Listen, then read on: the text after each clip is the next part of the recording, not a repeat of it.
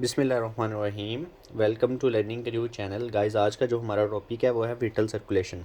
Fetal circulation में हमने देखना है कि ड्यूरिंग फीटस लाइफ जो सर्कुलेशन होती है वो कैसे होती है, क्योंकि नॉर्मल सर्कुलेशन वेरी डिफरेंट है जो फीटल सर्कुलेशन होती है उससे। ठीक है, अगर हम बात करें तो हमें एक दो पॉइंट ना पहले याद रखने होंगे। वो कौन से हैं? क्योंकि ब्लड जो अम्बेलिकल वेन में होता है ना, वो 80% सेचूरेटेड होता है ऑक्सीजन से, और जो अम्बेलिकल आर्टरीज़ में ब्लड आता है वो लो सेचूरेटेड होता है। ये आप लिख लें। ब्लड जो होता है, ब्लड इन अम्बेलिकल वेन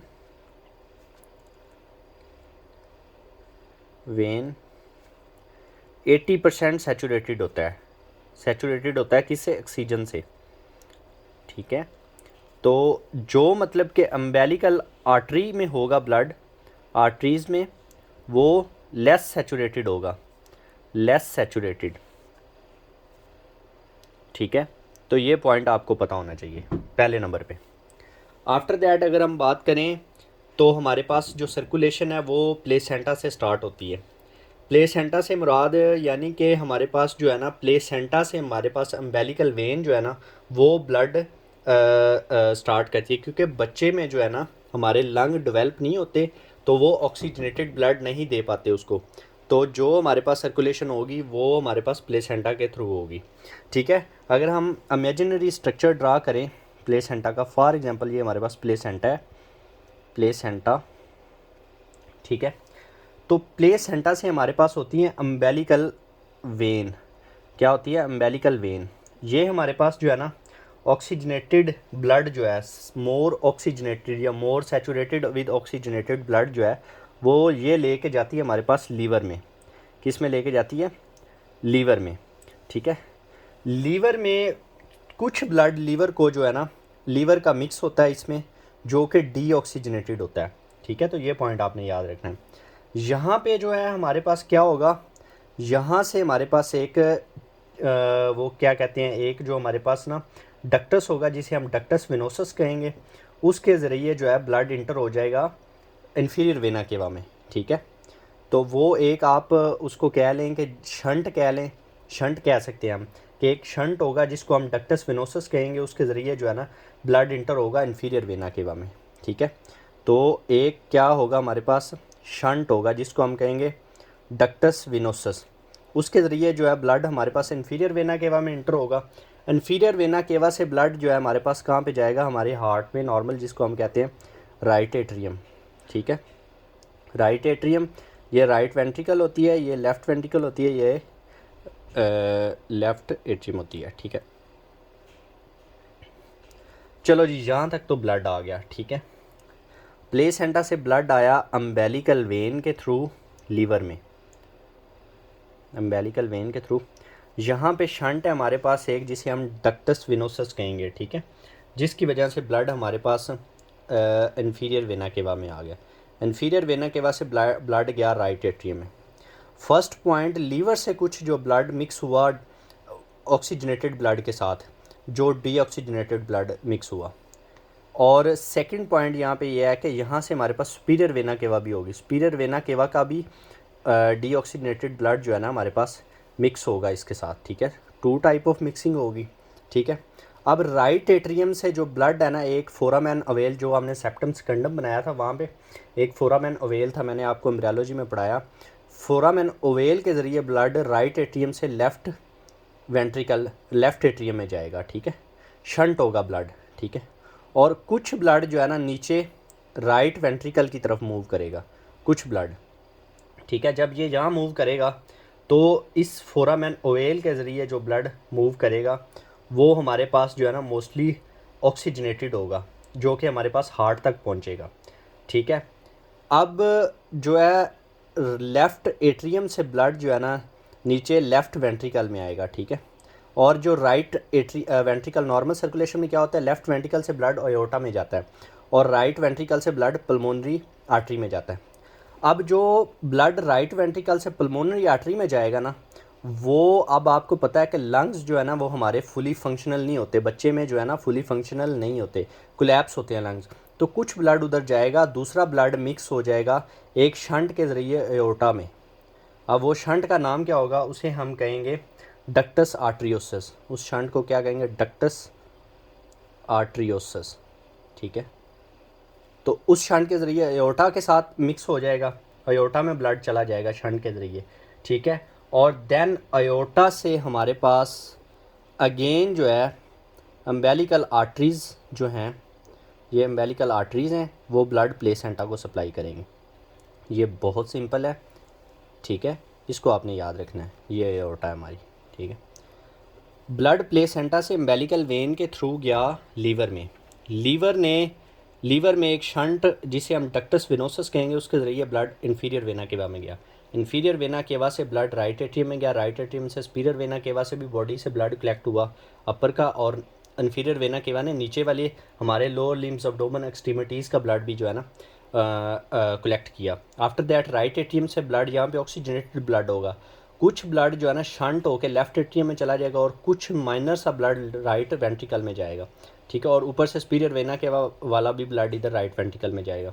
अब राइट वेंट्रिकल से ब्लड पल्मोनरी ट्रंक के थ्रू या पल्मोनरी आर्टरी के थ्रू लंग में पंप होना होता है नॉर्मल सर्कुलेशन में, बट बच्चे में लंग फंक्शनली डेवलप नहीं होते, तो वो थोड़ा सा ब्लड लंग को जाएगा, बाकी शंट होके अयोर्टा में आ जाएगा। ठीक है, अयोर्टा से देन यहाँ से लेफ्ट वेंट्रिकल से ब्लड भी अयोर्टा में जाएगा, तो अगेन ये सर्कुलेशन स्टार्ट हो जाएगी। तो ये सर्कुलेशन बेसिकली हमारे पास बच्चे में होती है, जिसको हम कहते हैं फीटल सर्कुलेशन। ठीक है, तो ये आपको समझना बहुत ज़रूरी था और ये हर बंदे को पता होनी चाहिए। ठीक है, नॉर्मल क्वेश्चन है। अब जी ये तो हो गया। अब आफ्टर बर्थ जो है हमारे पास, आफ्टर बर्थ जब बच्चा सांस लेता है, आफ्टर बर्थ हमारे पास जब बच्चा सांस लेता है ना, तो उसका हमारे पास रेजिस्टेंस जो होती है ना पल्मोनरी वेस्कुलेचर में, वो डिक्रीज़ हो जाती है आफ्टर बर्थ। आप लिख सकते हैं इसको, after birth take a breath, ये क्या करता है, डिक्रीज़ कर देता है resistance vascular structure of pulmonary या पल्मोनरी वेस्कुलर रेजिस्टेंस। ठीक है, PVR, पल्मोनरी वेस्कुलर रेजिस्टेंस को डिक्रीज़ कर देता है। ठीक है, जब ये डिक्रीज़ कर देता है तो हमारे पास इंक्रीज़ हो जाता है लेफ़्ट एट्रियल प्रेशर। क्या हो जाता है हमारे पास, ये क्या करता है, इंक्रीज़ कर देता है लेफ़्ट एट्रियल प्रेशर को। ठीक है, लेफ़्ट एट्रियल प्रेशर के इंक्रीज़ होने की वजह से हमारे पास क्या होता है, फोरामेन ओवेल क्लोज हो जाता है। क्या हो जाता है, फोरामेन ओवेल क्लोज हो जाता है। अब फोरामेन ओवेल जब क्लोज हो जाता है ना, तो क्लोयर ऑफ फोरामेन ओवेल को जो हम नाम देते हैं उसे हम फोसा ओवेलिस कहते हैं। क्या कहते हैं, फोसा ओवेलिस। ये आपको गाइज एज इट इज़ पता होना चाहिए, ये बहुत इंपॉर्टेंट है। ठीक है, अब जब हमारे पास इंक्रीज़ ऑक्सीजन कंसनट्रेशन हो जाएगी और डिक्रीज़ हमारे पास क्या हो जाएंगी, प्रोस्टाग्लैंडियन हो जाएंगी। ठीक है, तो देन हमारे पास दूसरा शंट भी क्लोज हो जाएगा, जिसको हम डक्टस आर्टरियोसिस कहेंगे। डिक्रीज़ क्या होगा हमारे पास, प्रोस्टाग्लैंडियन। ठीक है, डिक्रीज़ प्रोस्टाग्लैंडियन हो जाएंगे, तो हमारे पास कौन सा शंट क्लोज हो जाएगा, डक्टस आर्टरियोसिस भी क्लोज हो जाएगा। ठीक है, अब डक्टस आर्टरियोसिस जब क्लोज हो जाएगा तो उसको हम बाद में नाम देते हैं, जिसको हम कहते हैं लिगामेंटम आर्टरियोसम। ठीक है, तो ये आपको पता होना चाहिए कि बिफोर बर्थ क्या नेम था और आफ्टर बर्थ क्या नेम है, फोसा ओवेलिस और लिगामेंट आर्टरियोसम। ठीक है, ये फीटल सर्कुलेशन का पार्ट है। ठीक है, अब एंडोमेथासीन एक ड्रग है, ये प्लस पॉइंट आप लिख लें, एंडोमेथासीन जो हेल्प करती है हमारे पास पेटेंट डक्टस आर्टरियोसिस को क्लोज रखने में, मतलब उस डक्टस आर्टरियोसिस को खुला नहीं रहने देती। ठीक है, तो एंडोमेथासीन एक ड्रग का नाम लिख लें, ये आप लोगों को पता होना चाहिए, help to close patent ductus arteriosus. ठीक है, तो ये पूछा जाता है अक्सर क्वेश्चन।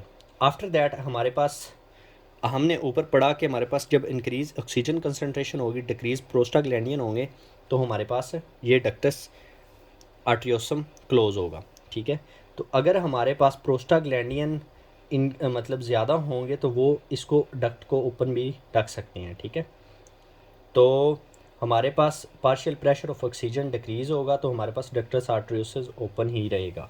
ठीक है, तो ये हमें जो है ना बड़े अच्छे से पता होना चाहिए। ठीक है, और लिगामेंट डक्टस विनोसस जो है यहाँ पे हमारे पास डक्टस विनोसस, ये वाला डक्टस विनोसस भी बाद में बर्थ में कंट्रोल हो जा मतलब क्लोज हो जाएगा। इसको हम बाद में नेम देंगे, उसको भी हम कहेंगे लिगामेंट विनोसम, लिगामेंटम विनोसम, विनोसम। ठीक है, तो ये चीज़ें आपको तीन शंट जो मैंने बनाए थे फोरामेन ओवेल, वो क्लोज होके फोसा वैलिस बनेगा, डक्टस आर्टरियोसिस लिगामेंटम आर्टरियोसम बनेगा, और डक्टस विनोसिस लिगामेंट विनोसिस बनेगा। ठीक है, तो ये तीन शंट आपको पता होना चाहिए। ठीक है, अब इसमें हम ना टू टाइप की सर्कुलेशन को देखते हैं। एक को हम कहते हैं prenatal circulation, prenatal, और एक को हम कहते हैं पोस्ट नेटल सर्कुलेशन।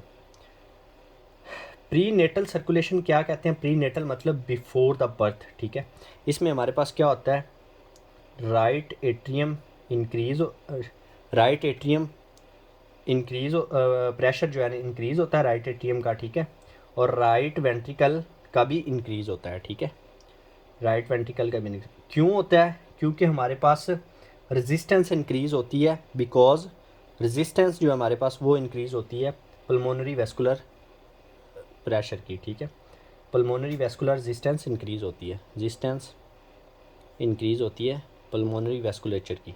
ठीक है, ये आपको पता होना चाहिए प्री नेटल और पोस्ट नेटल में वेस्कुलेचर। ठीक है, तो ये चीज़ होगी। अब अगर हम पोस्ट नेटल की बात करें तो पोस्ट नेटल में हमारे पास पल्मोनरी वेस्कुलर रेजिस्टेंस डिक्रीज़ होती है, और हमारे पास left heart side pressure increase होता है।